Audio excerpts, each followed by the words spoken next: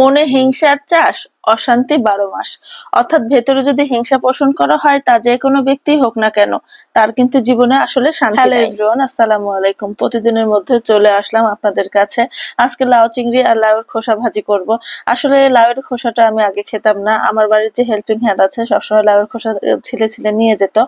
তো একদিন ওই বললো যে আপাই লাউয়ের ভাজি, খোসার ভাজি করেন, দেখেন খুব টেস্ট ভালো লাগে খেতে। তারপর থেকে মাঝে মাঝে আমিও ভাজি করি। আসলে ফেলনা জিনিস বা ফেলে দেওয়া জিনিসটা যে এত মজা হবে, এত টেস্টি হবে ভাবিনি। হিংসা জিনিসটা একটা মানুষের জীবনে শান্তি আনা তো দূরের কথা, অশান্তিতে প্রতিনিয়ত ভরে রাখে।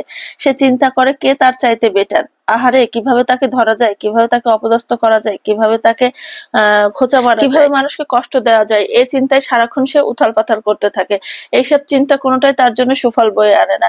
বেসিক্যালি হিংসা তার ভিতরে ছটফটানি বাড়াতেই থাকে। আর এই ছটফটানি যত বাড়ে ততই সে চিন্তা করে যে কিভাবে মানুষের অন্যের ক্ষতি করবে। আর অন্যের ক্ষতি করার চিন্তায় সে নিজেই জ্বলে পুড়ে মরে। আর সে কখনো একজনকে হিংসা করে না, যাকে ভালো থাকা দেখবে, সুখে থাকা দেখবে, তার উপরে বিষ চোখ দিবে। এখন আপনারা হয়তো বলতে পারেন এই মানুষগুলো কারা।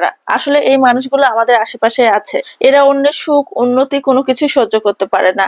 অন্যরা একটু ভালো থাকলে এদের গা জ্বলে পুড়ে যায়। এই টাইপের মানুষগুলো অন্যের ভালো কিছু দেখলেই বলবে, ইস রে, ওই জিনিসটা ওদের আছে, আমার কেন নাই। হিংসার চাপে এরা খামোখায় কোনো কারণ ছাড়াই আপনাকে বাজে কথা বলবে, আপনাকে খোঁচা দিবে, এমন ভাবে একটা মুখভঙ্গি করবে যেন আপনি কোনো উৎসাহ নিয়ে কোনো কথা বলতে গেলেন আপনার মুখ ভেঙচি দেখেই আপনার মন খারাপ হয়ে যাবে। আর হিংসুক ব্যক্তিরা এভাবে মানুষকে কষ্ট দিয়ে খুব মজা পায়। তারা যখনই কোনো নেতিবাচক কথা বলবে, প্লিজ পজিটিভ থাকবেন। যখনই তারা খোঁচা দিয়ে কথা বলতে চাইবে, হ্যাঁ ভিতরে রক্তপাত হবে, কিন্তু উপরে দেখাবেন না, পাত্তা দেবেন না, দুম করে মুখটা কালো করে ফেলবেন। এটা মনে মনে ঠিক করে নিবেন যে হিংসুক যতই চেষ্টা করুক, আপনি কিন্তু তার শিকার হবেন না, এদের এভয়েড করার চেষ্টা করবেন। বাট এখানে অনেক নিকট আত্মীয় থাকবে যাদেরকে আপনি অ্যাভয়েড করতে না পারলেও তাদের কথাকে পাত্তা দেওয়া যাবে না, তাদের কথা বুঝেও না বোঝার ভান করতে হবে, কথাটাকে অন্যদিকে ঘুরিয়ে দিতে হবে। আপনি যদি মেন্টালি প্রিপেয়ার থাকেন যে সে যাই বলুক না কেন আমি রিয়াক্ট করব না, তাহলে হিংসুক কিন্তু খুব একটা লাভবান হবে না। আর এর ফলে তারা আরো বেশি দাও দাও করে হিংসার আগুনে জ্বলে পুড়ে মরবে আর ভাবতে থাকবে কি করা যায়, কি করা যায়। আর এভাবে আপনি তাদের হিংসায় এক বালতি বরফ ঢেলে দিতে সক্ষম হবেন।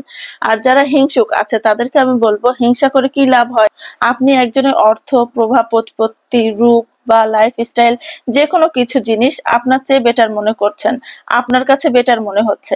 আর আপনি নিজের কিছু ভালো করার চেয়ে অন্যকে কিভাবে নিচে নামাবেন সেই চিন্তার বিভোর আছেন। নিজেকে শোধরানোর চেষ্টা করুন, আর যদি না পারেন তাহলে নিজের পরিণামের জন্য প্রস্তুত থাকেন।